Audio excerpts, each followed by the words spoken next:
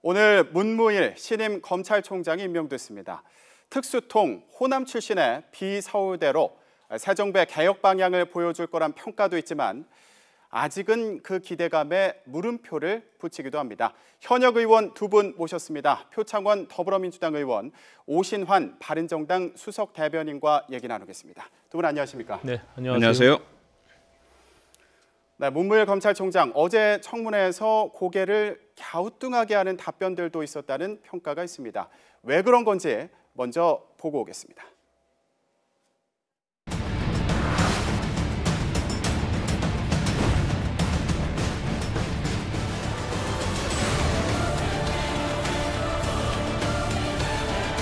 기록만 보고 기소 여부를 판단하기는 쉽지 않다는 겁니다.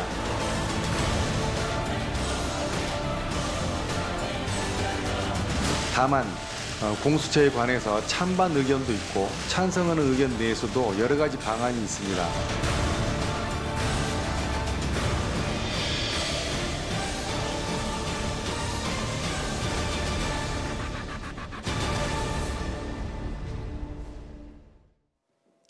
네, 어제 청문회에서 있었던 내용을 좀 보셨는데 오신환 의원님, 네. 어제 청문회 참석하셨는데 네네.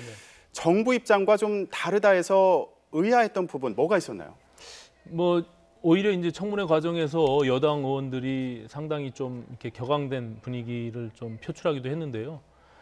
지금 화면에서 보신 것과 같이 네. 지금 검찰 개혁은 국민적 요구이고 또 시대적 과제입니다. 이 부분에 대해서 지금 검경 수사권 분리 그리고 공수처 신설 이 부분에 대한 즉답을 회피하고 애매모호한 답변으로 일관했기 때문에 검찰 개혁에 대한 의지가 너무 부족한 거 아니냐 이런 지적이 많이 있었습니다. 네. 예. 표창원 의원님, 네. 검찰 개혁이라는 말이 사실 시청자 여러분이 보기에는 좀 어려운 부분이 없지 않아 있습니다. 네. 지금 정부 입장을 정리하면 경찰에서 피의자를 조사하다가 구속영장을 법원에 직접 청구를 하고 발부받아서 구속을 하고요. 그리고 검찰 같은 경우에는 재판에만 참여해라. 이렇게 이해하면 되는 건가요? 그렇죠. 궁극적으로는 그런 모습인데요. 수사와 기소의 분리라는 원칙이죠. 네. 하지만 그런 궁극적인 목적이 지금 당장 달성돼야 한다는 것은 아니고요. 그 방향으로 가자는 이야기입니다. 그래서 네. 지금 문무일 후보자의 그 태도나 어떤 인식은 검찰 전체의 인식과 태도를 그대로 보여준다고 볼 수 있고요. 그 네. 개인의 문제라고만 볼 수는 없을 것 같습니다. 그러면 사실 어제 정부와 입장이 다른 거 아니냐? 이런 지적에 대해서는 좀 어떻게 보세요? 네, 당연히 온도차가 있죠. 그리고 검찰은 개혁의 주체가 아니라 개혁의 대상입니다. 네. 개혁을 해야 할 주체는 오 의원님과 우리들의 소속해 있는 국회와 정부고요. 네. 그러다 보니까 개혁의 대상인 검찰로서는 최대한 그 개혁의 폭과 깊이와 넓이를 줄여보고자 하는 그런 인식을 가지고 있죠. 네. 그런 부분들은 우리가 계속해서 개혁의 대상인 검찰을 달래고 그리고 설득하고 네. 그리고 입법을 통해서 끌고 나가야죠. 네, 앞으로 국회 역할이 중요하다 이런 말씀으로 들리는데 네. 이 검찰 개혁안과 관련해서요, 영장 청구권을 경찰에게 주는 방안이라든지 네. 수사권과 기소권을 분리하는 문제에 있어서 네네. 국민의 기본권이 침해되는 거 아니냐 이런 우려도 있어요. 지금 사실은 이제 경찰에 과연 영장 청구권이나 기소권에 대한 부분들을 분리시켜서 임무를 부여했을 때 과연 네. 경찰이 그것을 충분히 감당해낼 수 있느냐 그렇기 때문에 사실은 경찰의 임무도 굉장히 다양하지 않습니까? 그래서 네. 수사경찰을 좀 분리해서 특수한 임무를 부여하는 쪽으로 가면 저는 충분히 그 부분도 가능하다 이렇게 보고 있습니다. 네. 지금 검찰의 논리로 보면 그것이 오히려 국민의 기본권을 제한하고 억압할 수 있는 하나의 도구로 활용될 가능성이 있다 이렇게 해서 우려를 표시하고 있는데요. 네. 저는 그것은 검찰이 조직의 논리로 지금 디펜스하고 있는 부분이라 생각하고요. 그것을 네. 뛰어넘어야 사실은 검찰이 갖고 있는 막대한 권한들을 분리해서 그것이 오히려 국민적 요구다. 저는 이렇게 보고 있습니다. 네, 국민의 기본권을 보장하는 문제, 보호하는 문제에 대해서 사실 논의가 필요한 부분인데 네. 그래서 나오는 게 자치경찰제라는 게 있더라고요. 네. 이게 어떤 내용인가요? 우선은 수사권 독립과 그 동전의 양면 내지는 쌍둥이로 불려지고 있습니다. 이미 네. 1999년 김대중 대통령 그 당선 당시부터 추진하려던 거죠. 검찰은 수사권, 기소권, 기소 독점권, 형 집행권 이 모두를 틀어지고 있는 공룡 같은 네. 독점적 기관이니까 여기에서 수사권을 떼어내고 그렇게 되면 경찰은 또 비대해지니까 그 경찰력을 지방 분권화시키고 네. 이렇게 하면 경찰에 대한 국민의 통제, 사법적 통제가 좀 더 원활해지고 네. 이렇게 돼서 이제 국민의 인권 보호가 가능해진다 이런 이야기죠. 네. 그렇기 때문에 경찰은 수사권 독립을 받아들이면서 자신들의 힘을 분산시키는 네. 지방자치경찰제를 받아들여야 할 그런 그 숙제를 안고 있는 거죠. 네. 그런데 사실 일부에서는 제주도에서 이 자치경찰제를 시행을 하고 있는데 네. 좀 부작용이 있다, 미흡하다 이런 얘기도 있더라고요. 네, 초기에 노무현 정권 때였죠. 네. 그래서 이제 실시를 하자. 그래서 당장 실시하는 것은 위험이 뒤따르니 제주도에서 특별하게 한번 시범적 실시를 해보자. 네. 그런데 경찰청에서 그 시범적 실시를 제주도 단위의 자치경찰제를 다 도입한 것이 아니라요. 기존의 국가경찰에 있는 상태에서 일부의 기능만을 준 특별자치경찰이라는 것을 도입을 해버렸죠. 네. 그러니까 이것은 관광 그리고 교통 안내 이 정도의 기능밖에 없다 보니까 네. 실제 경찰 기능을 제대로 발휘를 못했고요. 네. 그래서 그 시험을 통해서 자치경찰의 어떤 도입 여부를 결정한다 이렇게 할 수 없는 거죠. 그래서 이번에는 그런 제주도 모델의 확산이 아니라 네. 처음부터 논의했던 광역 단위, 그 광역 시와 도단이죠. 네. 여기에 아예 자체적으로 경찰을 운영할 수 있는 그런 자치경찰제를 도입하자라는 논의가 계속되고 있는 것입니다. 그럼 하나만 더 여쭤볼게요. 이게 지자체에서 운영을 한다는 개념으로 이해가 되는데 그러면 경찰에서 좀 반대하는 목소리도 나올 것 같은데요. 네, 우려가 있죠. 초기에 내무부 산하의 치안본부였고 각 도 산하의 도경, 네. 국장 형태로 있는 그 시절에 경찰이 오히려 지방자치단체에 속해 있고 이용당하고 정치적 중립성을 훼손당했던 과거가 있습니다. 그러다 보니까 그에 대한 우려가 있는데요. 일본이나 영국 등의 모델에 따르자면 지자체에 그냥 경찰을 속하게 하는 것이 아니고요. 네. 중앙에서도 관리 감독을 하고 그리고 별도의 지방경찰위원회에서 네. 그 정치적 중립성을 확보하고 네. 이러한 어떤 지방에 예속되지 않는 경찰제를 지금 준비하고 있습니다. 네. 어떤 모습을 드러낼지 좀 관심이 모아지고 있는데 지금 어제 그 청문회에서 또 인상 깊었던 부분 중에 하나가요. 네. 그 문무일 총장이 고위공직자 비리수사처를 만드는 문제에 대해서 뭔가 다른 생각이 있는 것 같은 입장을 밝혔습니다. 뭐라고 얘기를 했던 거죠? 이제 검찰 조직은 뭐 그런 검찰 내부의 권력을 분점화하고 내려놓는 거에 대해서 완강하게 거부하는 스탠스를 계속 취해왔죠. 네. 이제 그 연장선상에서 보면 될 것입니다. 사실은 불과 한 달 전에 고검장 시절에 문무일 지금 총장께서 네. 공수처의 신설이나 검경 수사권 분리에 대해 반대 입장을 분명히 했는데 검찰총장을 지명하자마자 본인이 그 입장을 번복하는 것도 사실은 논리에 맞지 않는 것 같습니다. 네. 검찰 조직을 다만 이제 저 시대적 과제 속에서 그리고 지금 현 새 정부가 추진하고자 하는 국정운영 과제에 얼마만큼 의지를 담고 있느냐가 중요한데 그 검찰 조직을 검사 2,100명을 함께 끌고 가야 되는 어떤 리더로서의 리더십을 발휘해야 될 부분이 분명히 있다 이렇게 생각하고요. 네. 지금 사실 이제 검찰 개혁이 시대적 과제인데 저는 좀 아쉬운 게 지금 검경 수사권 분리와 자치경찰이라는 이 두 가지 과제들을 혼재했다는 부분들이 좀 아쉬움이 있습니다. 과연 자치경찰을 시행한 후에 검경 수사권 분리를 같이 하겠다라고 하는 의지가 네. 과연 이 정부 5년 임기 내에 과연 이루어질 수 있을 것인지 그것도 굉장히 좀 의구심이 드는 부분이거든요. 네. 사실은 검경 수사권 분리도 그렇고 자치경찰도 그렇고 굉장히 큰 시대적 과제인데 네. 이것을 함께 묶어서 할 수 있다라는 그 측면이 좀 제가 봐서는 좀 진정성이 과연 있느냐 네. 이렇게 받아들여지고 있습니다. 표창원 의원님 보실 때는 어떠세요? 지금 한 네. 번에 5년 안에 하는 거 어려운 거 아니냐 이런 의견을 밝혀주셨는데 어떻게 보십니까? 근데 그동안 사실은 한 번에라기보다 63년 동안 시도하려다가 실패하고 좌절했던 숙제고요. 네. 그다음에 이게 따로따로 커다란 것을 한꺼번에 한다기보다는 연결되어 있는 것이라고 보셔야 될 것 같습니다. 지금 현재 경찰의 중앙 집권적인 조직 아닙니까? 경찰청장 한 사람이 제주도 마라도에 있는 출장소까지 직장 관할을 하고요. 그래서 각 지역의 실정에 맞지 않는 지시와 명령이 내려질 때도 있거든요. 네. 이 부분을 현재의 경찰의 조직과 기능과 인력은 그대로 있는데 네.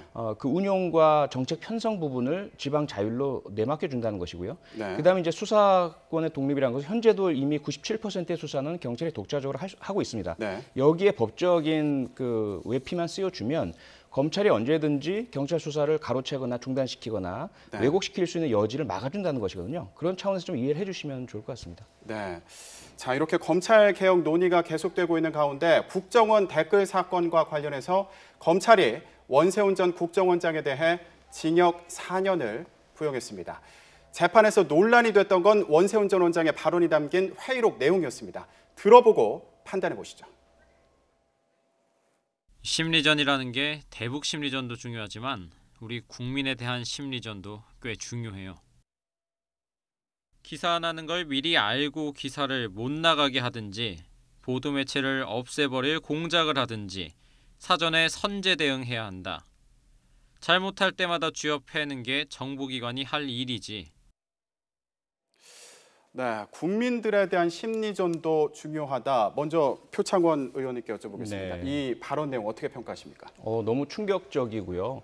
헌법을 깡그리 무시하는 것이고, 그리고 국민을 마치도 북한 같은 적으로 보고 있는 거 아니겠습니까? 그래서 심리전을 전개해서 국민들을 분열시키고 그 사상과 태도에 대한 변화를 이끌어서 우리 편으로 만들겠다. 네. 이건 가히고 내전이나 내란에 해당되는 그런 중죄라고 저는 생각을 합니다. 네, 오신환 의원님. 네. 지금 이 내용뿐만이 아니고요. 선거와 관련해서 뭐 후보들을 검증해야 된다. 그리고 교통 정리를 해야 된다. 이런 내용도 있었다고 합니다. 이런 부분은 어떻게 평가하십니까? 사실 과거 국정원이 이런 국내 정치에 개입함으로 인해서 무리를 일으킨 적이 굉장히 많지 않습니까? 네.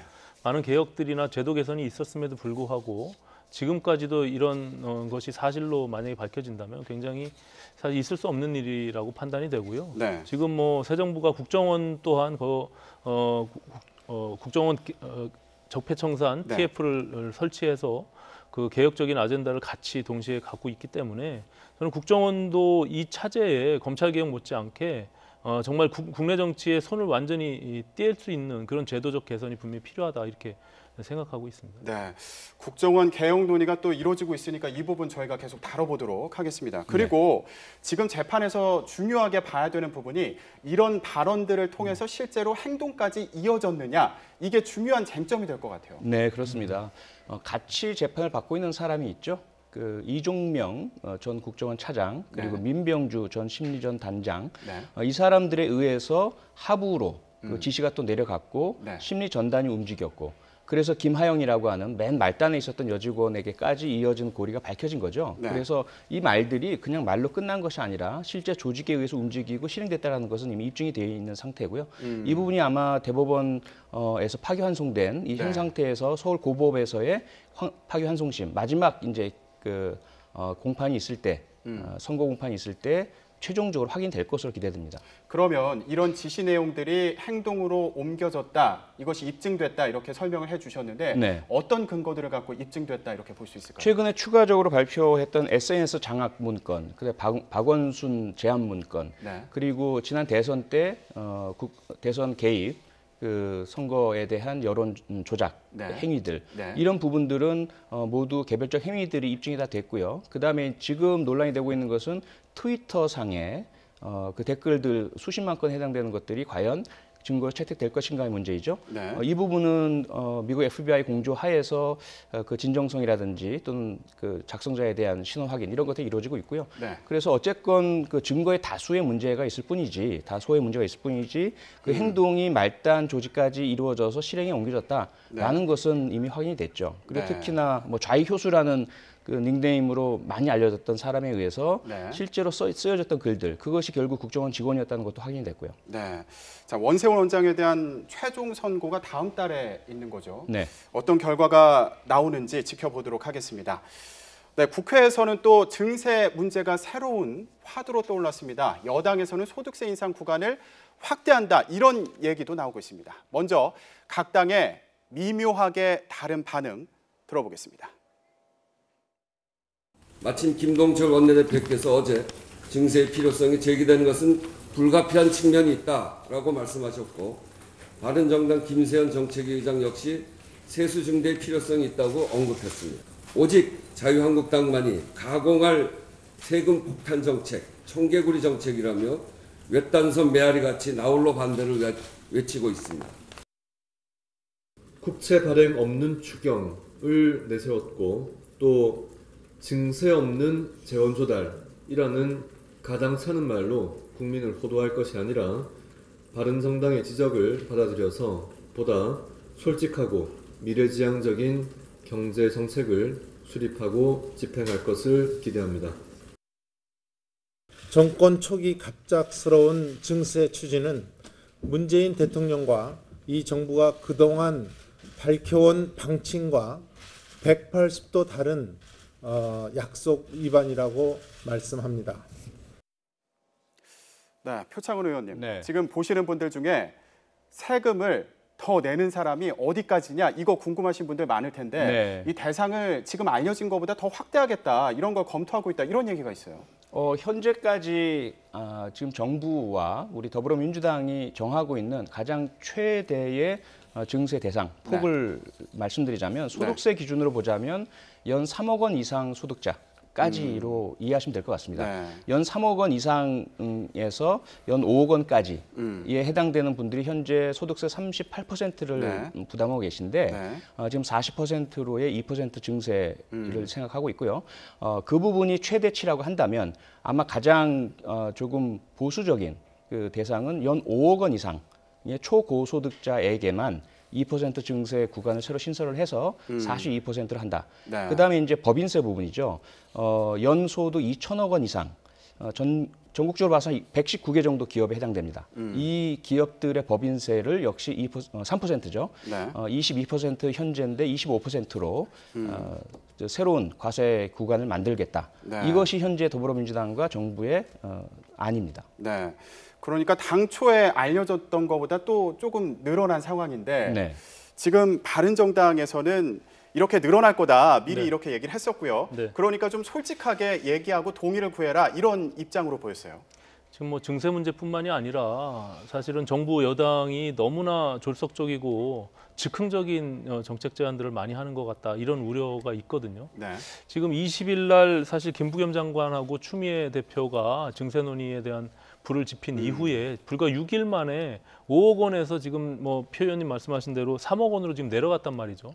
그렇게 되면서 사실은 지금 국정과제 100대 과제를 수행함에 있어서 178조의 재원이 필요한데 사실 그 부분에 대해서 솔직하지 못하고 뭐 전문가들은 사실 200조가 훌쩍 넘어가는 예산이라고 재정이 필요하다라고 지금 예측하고 있는데 지금 논의되고 있는 5억 이상 구간이나 뭐 법인세 25%로 이렇게 인상하는 부분들을 하더라도 3조 8천억 정도의 세수 확보가 되는 것이거든요. 이제 그것은 결과적으로 178조라고만 봐도 채 10분의 1도 안 되는 굉장히 적은 재원입니다. 그거 이제 그동안 얘기했던 명목세율이 없다라고 인상이 없다라고 얘기했던 기재부 장관의 경우 굉장히 당황스러울 것 같다는 생각이 듭니다. 그렇기 때문에 이런 부분들이 좀 더 솔직하게 국민들 동의를 구하기 위해서 절차적으로 이게 결과적으로 우리가 지금 복지 수요에 대해서 어떻게 재원을 확보하고 어떻게 나아가야 될 것인지에 대한 근본적인 문제들을 한번 논의를 해봐야 될 때가 아니냐 저는 이렇게 보고 있습니다.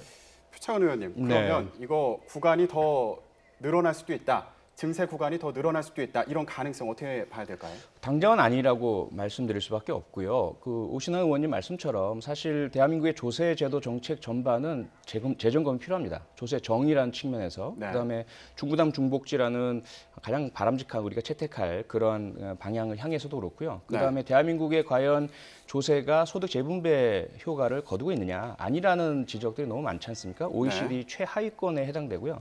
그런 부분들을 그런데 지금 당장 내놓을 수는 없는 거죠. 시간적 급박성이 있고요. 그래서 앞으로 많은 논의가 필요하고 바른정당에서 주적 주신 것처럼 처음부터 사실은 이런 부분들을 말씀드렸으면 가장 좋았겠지만 청와대나 더불어민주당의 입장은 가급적이면 국민 부담 없이 현재의 자연 증가분, 세수 확대분과 세출의 방만 부분을 줄여서 세출 축소를 하고요. 그렇게 함으로써 선순환 경제를 만들어내면 세수가 계속해서 경제 성장률과 함께 올라갈 것이다. 이런 부분에 이제 의존을 했던 거죠. 그래서 그렇게 나아가려는 계획이었지만 사실 지금 많은 지적도 있으시고 하니까 혼이 나더라도 증세 이야기를 꺼내서 지금 조세 저항을 극복하고 일단 탄탄한 세수 확대 구조를 만들자 이렇게 이해해 주시면 감사할 것 같습니다. 자, 이렇게 여야 간의 증세 논의는 이제 막 시작이 됐고요. 앞으로도 계속 될 걸로 보이는데 앞서 추경안 처리 과정에서는 여야 3당의 공조가 눈에 띄었습니다. 앞으로는 어떤 계획일까요? 들어보겠습니다.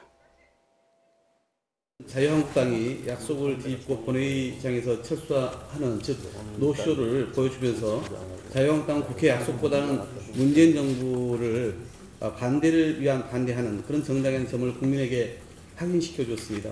국민의당과 바른정당과 협력해 나가면 앞으로 이런 증세나 최저임금과 같은 그런 여러 가지 주요한 현안에 대해서도 또 입법 문제에 대해서도 충분히 협력할 수 있겠구나 하는 그런 노하우 또는 자신감을 갖게 됐습니다.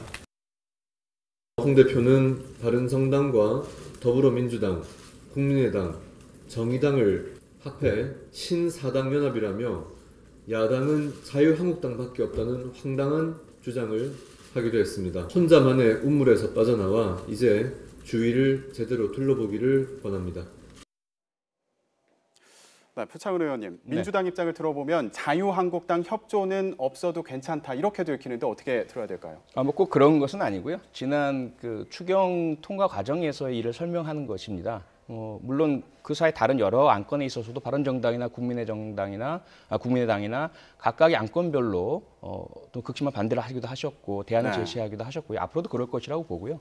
다만 지금 이런 다당제의 어떤 정착 과정이다. 그래서 앞으로는 과거와는 달리 정말 각 현안별로 정책별로 대단한 그런 전략과 전술이 필요하고 각 정당과의 협의, 때로는 3당, 때로는 4당, 때로는 뭐 5당 전체가 함께 합의하는 이런 어떤 구도로 역동적으로 국회가 움직일 것 같습니다. 네. 바른정당 입장은 사안에 따라 다르다 이렇게 말씀하시는 걸로 들리는데 어떻습니까? 물론입니다. 지금 뭐 여러 정책적 사안별로 저희 바른정당이 추구하는 비전이나 가치에 부합하는지를 먼저 봐야 될 것 같고요. 정부 여당의 입장에서는 뭐 이게 양당 구조가 아니라 사당을 상대해야 되기 때문에 더 많은 어려움이 있다고 생각합니다. 하지만 저 개인적으로는 이게 진정한 협치가 이루어지려면 민주당의 입장에서 제1야당의 자유한국당을 좀 더 인내 있게 설득해내고 노력이 필요하지 않나 저는 이렇게 보고 있고요. 그래야 정말 국민을 위한 우리 국회가 거듭날 수 있는 계기가 마련되지 않을까 이렇게 생각하고 있습니다. 네. 그런데 오늘 발언에서 또 주목됐던 게 아까 들려드렸던 것처럼 자유한국당에 대해서 우물 안에서 좀 나와라 이렇게 얘기했어요. 이거 어떻게 들어야 됩니까? 물론 아쉬움이 많죠. 저희도 자유한국당의 모습을 보면 답답한 부분들이 많이 있습니다. 하지만 어쨌든 지금 현재 의석수를 가장 많이 차지하고 있는 1야당으로서 그 역할이 분명히 있다라고 보고 그것도 국민의 목소리라고 청취해야 될 부분들이 분명히 있다고 봅니다. 자유한국당은 여전히 국민들한테 지탄을 받고 있는 부분들이 있기 때문에 그런 국민의 목소리를 더 귀담아 듣고 국회가 변화할 수 있는데 같이 좀 동참할 수 있는 그런 역할이 됐으면 좋겠습니다. 네, 알겠습니다. 자, 여야 협치와 공조 아직 필요한 이슈들이 많이 있습니다. 앞으로 어떻게 진행되는지 계속 지켜보도록 하겠습니다. 오늘 두 분 말씀 고맙습니다. 고맙습니다. 감사합니다.